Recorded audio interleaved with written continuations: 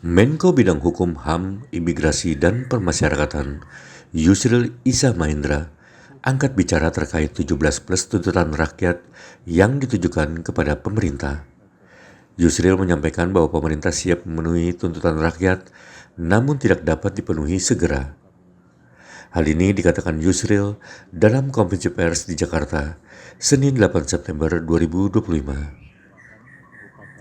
Selain itu, Wakapolri Komjen Polisi Dedi Prasetyo menyampaikan bahwa sebagian pendemo dibebaskan, namun sebanyak 583 orang masih ditahan untuk diproses pendalaman lebih lanjut. Menentukan langkah-langkah selanjutnya dari berbagai peristiwa yang terjadi, aksi unjuk rasa, demonstrasi dan sebagainya yang terjadi pada akhir Agustus yang lalu, dan kami ingin memastikan bahwa langkah-langkah penanganan terhadap kegiatan masyarakat tersebut telah dilakukan sesuai dengan koridor hukum dan penghormatan terhadap hak-hak asasi manusia. Rapat hari ini dihadiri oleh banyak sekali kementerian, hadir juga tadi Menteri PPA, Menteri Pelindungan, Menteri Pemberdayaan Perempuan dan Perlindungan Anak, kemudian juga wakil-wakil kementerian, beberapa wamen juga hadir juga Wakapolri, hadir juga Irjen TNI, hadir juga Wakabin, hadir juga beberapa lembaga, dan di samping itu juga hadir juga Komnas, beberapa komisi nasional, Komnas HAM, Komisi Perlindungan Perempuan, Komisi Perlindungan Anak Indonesia, kemudian Komisi Nasional Perempuan, dan juga Lembaga Perlindungan Saksi dan Korban. Kami ingin mendengar semua laporan dan juga pandangan dari mereka semua dalam mengantisipasi perkembangan yang terjadi. Pada intinya adalah bahwa pemerintah memberikan satu respons yang positif terhadap tuntutan dari rakyat kita untuk melakukan berbagai perbaikan yang selama ini dirasakan satu yang kurang dan didesakan untuk dilakukan satu pembenahan dan perbaikan, walaupun tentu tidak semua itu ditujukan kepada pemerintah karena sebagian juga ditujukan kepada DPR, dan kami berkeyakinan bahwa DPR akan memberikan respons yang positif pula terhadap apa yang menjadi tuntutan dari rakyat kita itu. Terhadap tuntutan yang ditujukan kepada pemerintah, tentu pemerintah akan memberikan satu respons yang positif ke arah itu, walaupun tidak semua dari tuntutan itu dapat segera diwujudkan, oleh karena memerlukan waktu, antara lain misalnya perbaikan terhadap peraturan perundang-undangan yang ada, menunggu pemilihan umum tahun 2029 dan seterusnya.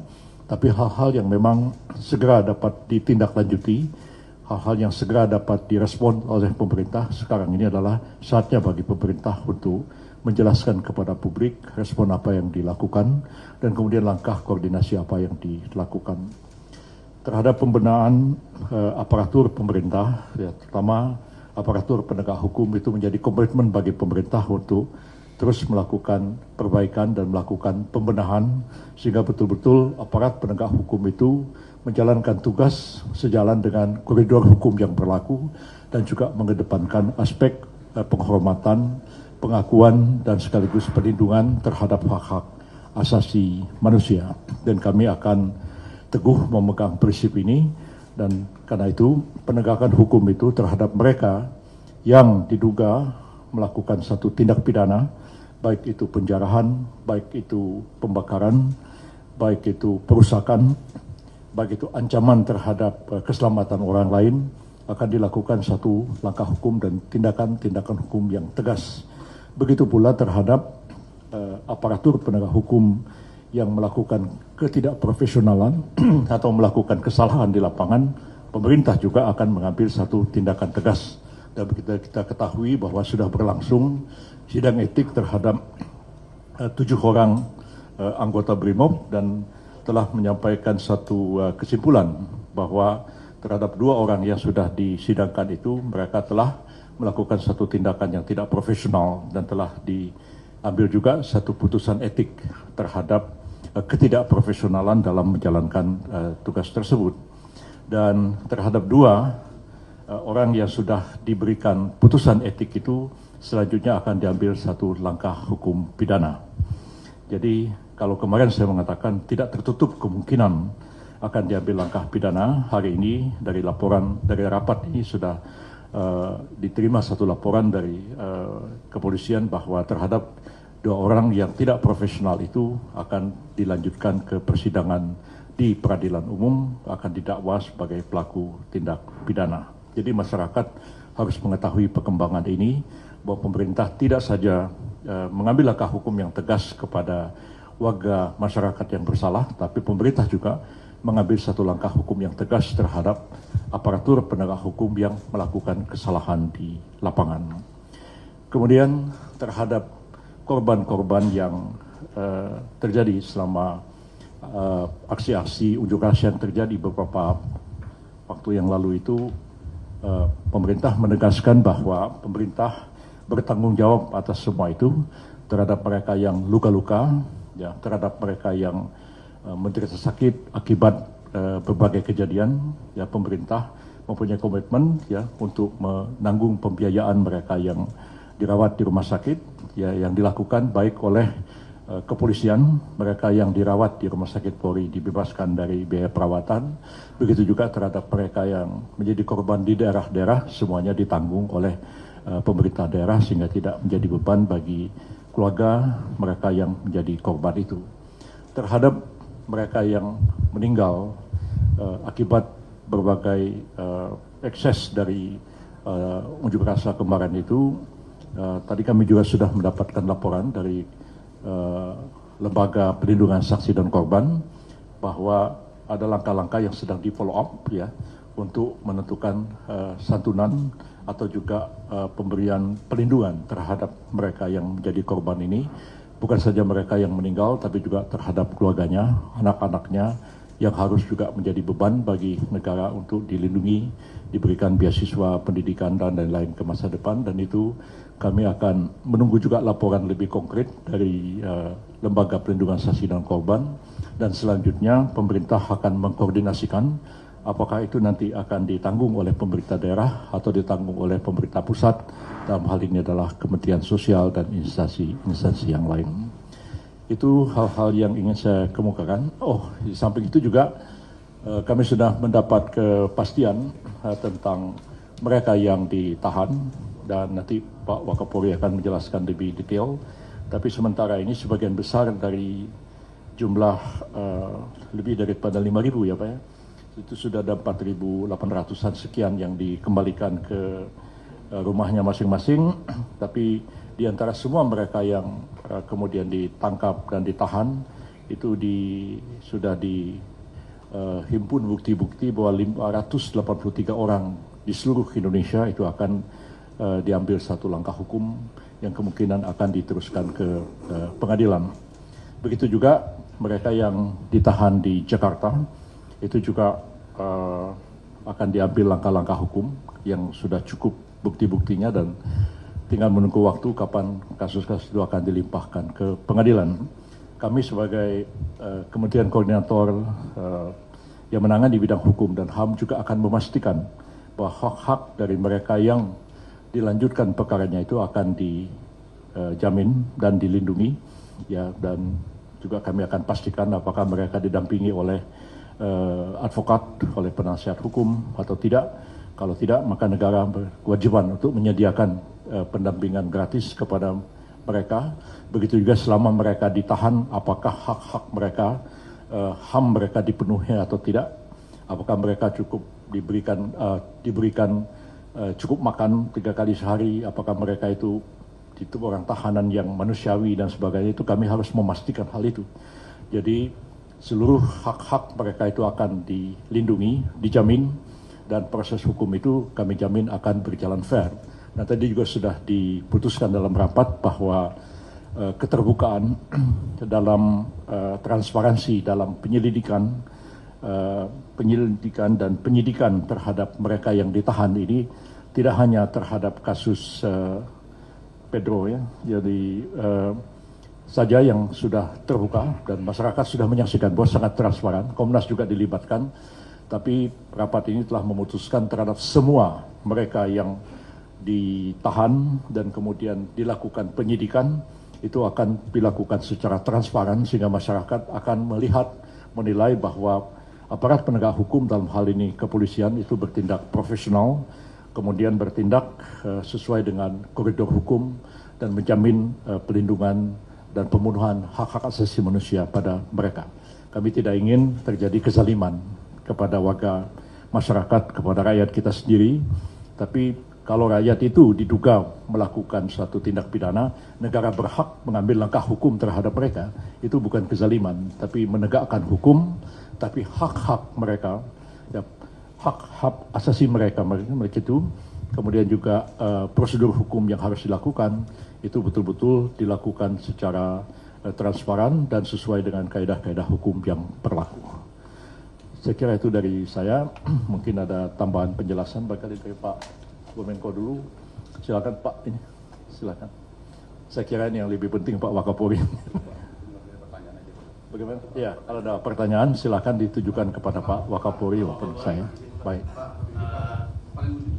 Terusan gini.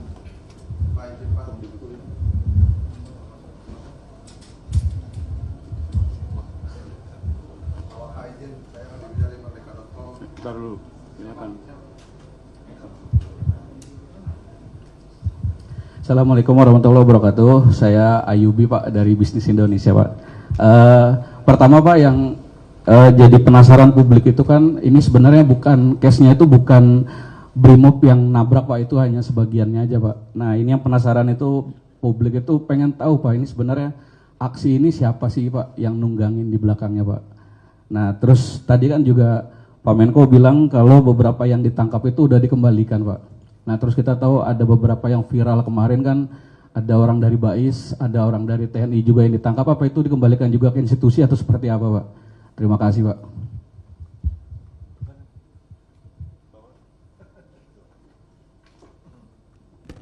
Kalau yang Polri, perlu saya sampaikan tadi seperti yang disampaikan oleh Pak Menko.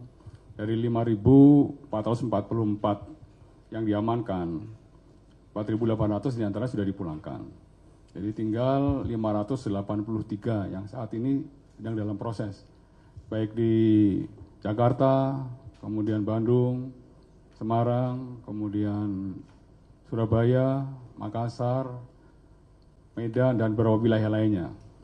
Itu lagi sedang di-assessment oleh para penyidik, dan juga dari Mabes Polri, dari Barreskrim menghimpun semua 583 tersangka tersebut, sedang melakukan kajian dan analisnya secara mendalam, siapa yang menjadi aktor intelektualnya, siapa yang menjadi penyandang dananya, dan siapa yang menjadi operator lapangannya, serta pelaku-pelaku yang saat ini sedang berproses. Ya, saya rasa itu yang saya sampaikan. Izin Pak Wakapolri, saya Abid dari kumparan.com Pak. Ini kan tadi disebut ada 500 sekian ya tadi yang masih diproses lanjut. Itu boleh dijelasin nggak sih Pak kenapa yang 500 ini masih dilanjutkan gitu? Karena kan salah satu tuntutan dari 17+8 itu adalah dibebaskan semuanya demonstran itu. Nah yang 500 ini kenapa spesifik mereka tetap ditahan dan dilanjutkan kasusnya? Lalu selain itu juga Pak, sebenarnya tadi kan dibilang provokator dan penyandang dana itu kan masih diusut ya. Tapi sebenarnya sejauh ini sudah ada bukti-bukti atau udah terdeteksi belum sih Pak si provokator dan penyandang dana ini? Temuan awalnya tuh gimana sih? Dan apakah Polri dalam waktu dekat bakal langsung menindak gitu Pak atau masih butuh waktu lagi gitu? Dan juga soal tadi kan bakal ada pidana yang 2 orang yang udah di sidang etik ya, itu Kompol Kosmas dan Bribka R itulah ya, Rohmat. Itu kan tadi katanya bakal diusut pidana, tapi mereka berdua ini banding nggak sih Pak untuk udah mengajukan banding belum sih untuk putusan yang kemarin gitu? Mungkin 3 itu dulu Pak. Oke, baik, terima kasih. Dari 583 itu dipilah-pilah.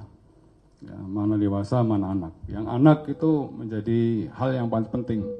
Apakah itu harus segera dilakukan restoratif justice, itu nanti asesmen dari penyidik dan juga komunikasi dengan Komnas HAM, Komnas Anak, dan KPI. Itu terus kami komunikasikan. Artinya bahwa Polri dari awal membuka ruang komunikasi ya, kepada Komnas HAM, Komnas Anak, Komnas Perempuan, KPAI, semuanya kita buka ruang komunikasi itu agar bisa melihat secara objektif, secara empiris bagaimana kondisi-kondisi tersangka tersebut. Ya, khusus untuk anak kita betul-betul mendapat perlakuan yang sangat khusus.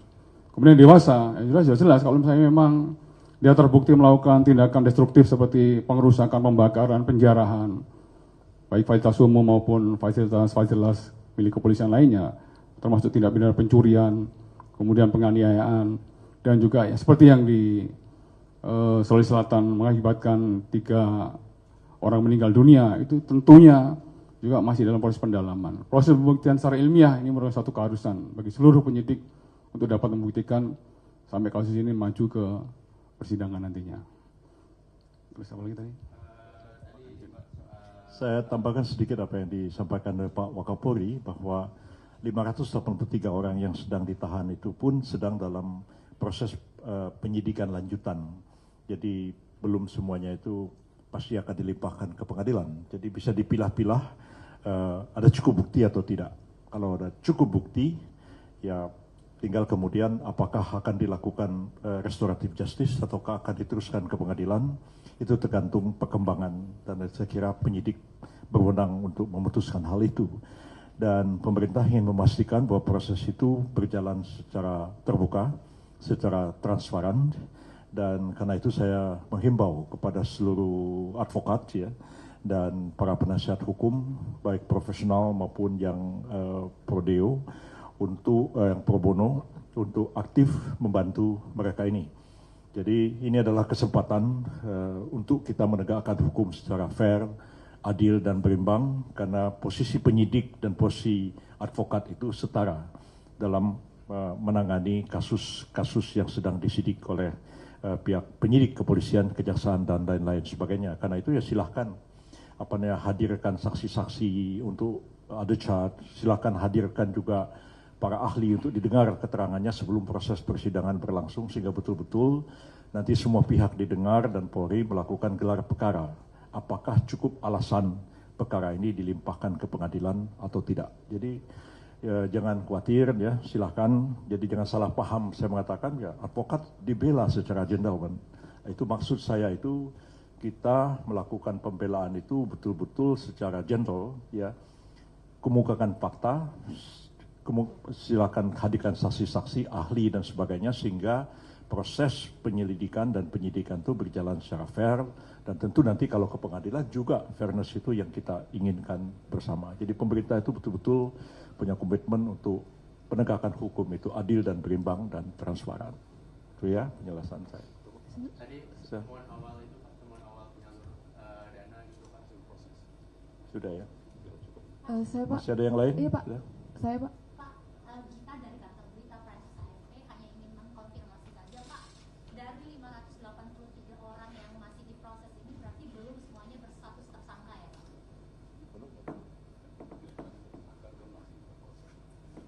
Masih diproses, belum seluruhnya itu tersangka. Kalau tersangka kan sudah, penyidik sudah meyakini bahwa sudah ada 2 alat bukti permulaan yang cukup. Ya, kalau ini kan masih dalam saku penyelidikan, pendalaman, dan ini pun sebenarnya transparan, melibatkan juga Komisi Komnas, ya, Komisi Perlindungan Anak, Komisi Nasional Perempuan, Lembaga Perlindungan Saksi dan Korban, itu dilibatkan semua. Agar ini betul-betul didengar juga pertimbangannya mereka, ya. Terutama bagi anak-anak, kita sangat concern dengan anak-anak ini. Ya, sedapat mungkin ya, ini pandangan saya, pandangan pemerintah juga saya yakin akan seperti itu. Kalaupun anak-anak itu terbukti misalnya cukup alat bukti, pun pemerintah akan membuka luang untuk kesempatan untuk restoratif justice ya, anak ini dididik, dikembalikan. Ya, prinsipnya itu kita tidak ingin menghukum orang sebenarnya. Yang kita inginkan itu adalah membina rakyat kita sendiri, warga masyarakatnya semua mempunyai kesadaran hukum yang lebih baik. Jadi pemerintah ini tidak bermaksud mau balas dendam, mau apa itu, enggak sama sekali. Tapi mereka yang betul-betul berniat jahat melakukan kejahatan itu akan kita tindak tegas. Terutama anak-anak itu kita berikan perhatian yang khusus, kepada mahasiswa juga ya. Kita berkeyakinan mahasiswa sebagian besar tentu berniat baik menyalurkan aspirasi masyarakat, aspirasi rakyat. akademika mahasiswa tentu lebih daripada orang pemuda-pemuda biasa. Dan karena itu kita dengarkan suara mereka, dan itu pun kalau misalnya tidak cukup buktinya, ya sudah kita akan segera lepaskan. Tapi kalau mereka yang cukup buktinya pun tidak tertutup kemungkinan untuk melakukan restoratif justice juga kepada para mahasiswa itu. Sebab kita pikirkan juga bahwa mereka, harapan kita di masa depan, barangkali lebih baik mereka balik ke kampus ya, dengan pembinaan daripada memasukkan ke mereka ke lembaga pemasyarakatan. Jadi pertimbangan pemerintah pasti akan sangat bijak dalam hal ini. Jadi masyarakat supaya paham ya, bahwa kita itu betul-betul berniat baik menegakkan hukum dengan benar. Tapi orang yang berniat baik juga, kita nggak perlu jatuhkan hukuman apa-apa, tapi yang penting kita lakukan pembinaan kepada seluruh warga masyarakat kita. Udah cukup ya? Terkait restoratif justice yang kemarin kan yang tersangka Direktur Lokata Akbp Pendo dan Ya. beberapa aktivis yang tersangka menghasutkan ada dorongan untuk restoratif justice itu dari mana Pak? Dari pemerintah? Saya kira restoratif justice itu baru bisa dilakukan apakah penyidik berkeyakinan sudah cukup alat bukti atau tidak. Kalau belum sampai ke tahap itu, bagaimana kita mau melakukan restoratif justice? Itu orang sudah sampai pada kesimpulan ya, orang cukup bukti dilimpahkan ke pengadilan, dan penyidik yakin kalau diserahkan ke pengadilan ini bakal terbukti. Disitulah baru kita melakukan restoratif justice itu. Tapi kalau dalam tahap seperti sekarang tuh, gagasan restoratif justice tentu kita pertimbangkan, tapi saya kira penegakan hukum juga harus dengan benar. Jangan kita restoratif justice, tapi orang ini sebenarnya apa benar dia lakukan ini apa enggak, kan bingung juga kita mau melakukan restoratif justice ya, supaya masyarakat paham. Terima kasih banyak ya, sudah cukup sekian. Individu-individu silahkan bertanya, tapi sudah cukup.